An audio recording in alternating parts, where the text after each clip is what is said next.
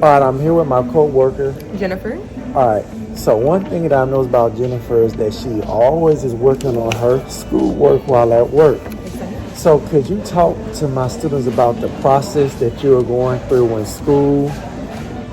What are your ultimate goals upon graduating? Okay, so right now I am a business major and I minor in marketing.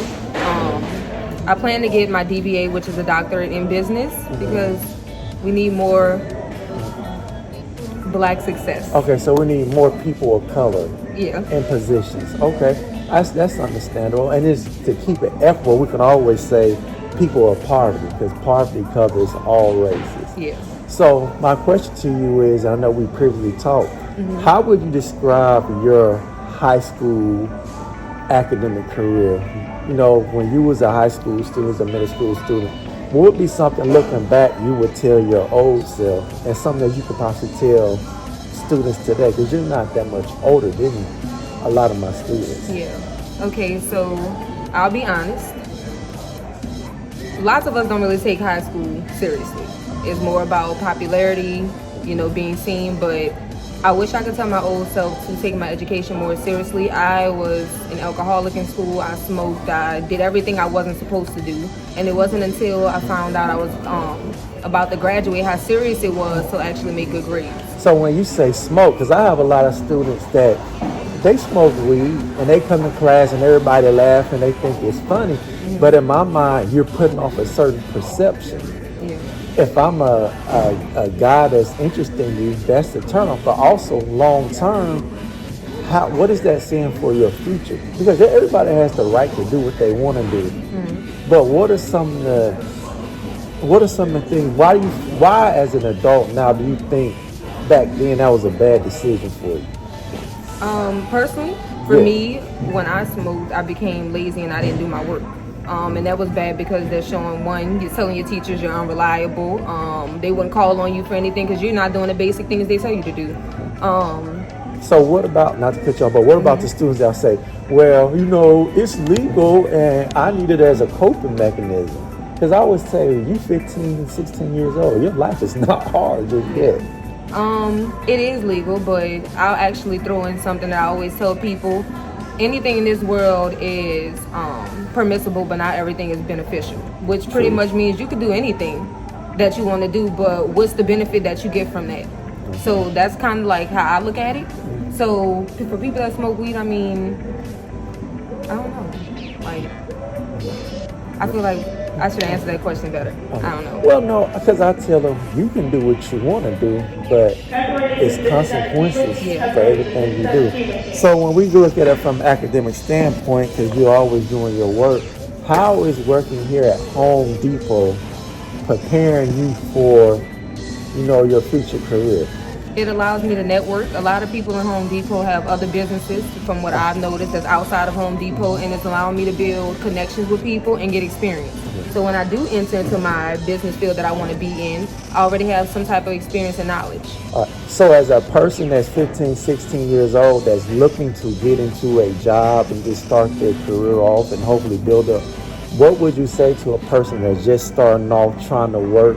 How is the connection with school and a job like this? How are they relatable? I would say when you first start off, have balance. And that's the biggest thing that I wish I would have learned when I was younger. Because I'm an extremist. I would do more schoolwork and then more work and then it'll clash. You eventually have burnout being a student. So I wouldn't recommend that. Have balance and take your time. Don't rush. Okay. Take your time. All right. So in my class, we do a lot of writing, a lot of essay writing. Do you mind briefly, before we shut it down, tell the students what is the benefits of having the ability to be able to read fluently and also express yourself through writing fluently? Because I think a lot of kids think, well, we write every day, it's boring, it's mundane, but it's for a purpose. Because even here at Home Depot, we have to write reports, we have to write a lot of things. Yeah. So do you mind just expounding on that? Like, what do you think? Why is it important to be able to express yourself clearly in writing, and why is it important to be able to read? Because you were just talking about how you were doing a lot of reading regarding history. You're at a point in your classes where you have to do a lot of reading. So how's it beneficial to have those skills? This is a hard question. No, it's not. Yes, it is. No, just answer it. This is a hard question, though. You hit me with a hard one. Like, I'm trying to understand what you mean. We can edit this, right? Okay. So, I still don't get what you mean by It's that. like, what are the importance of being able to read and write and do it on a high level? I think the importance would be like knowledge, right? Okay. Like, you're knowledgeable about a lot of things, and you're able to express yourself more clearly when you write. Okay. All right. I guess that's what you mean. I don't know. Well, no, it's no right or wrong answer because it's your opinion. But basically, what you're saying is having the ability to be able to read and write. You're gaining knowledge because you're going to be able to express yourself. So I just think a lot of kids, because a lot of times I have to teach things that strictly align to the state test to get them to be able to pass that test. Right. But I also try to tell the kids how that's going to eventually roll over in life. It's going to Yeah. help you in life. It does. That's true. Huh? It does. Why you say it does? Come hop in the camera. I mean, Come hop in the I'm saying camera. that Come now. hop in the camera. Is, Come hop in the camera because they got to be able to It's see an interview. you. Come Oh, on. it's an Yeah, let's interview? go. It's for a class. Yes, for my class. No, get no. my you- haircut till Oh man, anybody worried? Tuesday. Nobody worried about that. I'm at the turn to make sure I took my line. Come. So why do you say it does? And tell everybody this is Quinn. How's it going? And Quinn, you're working to be a doctor, right? Didn't you tell me cardiac?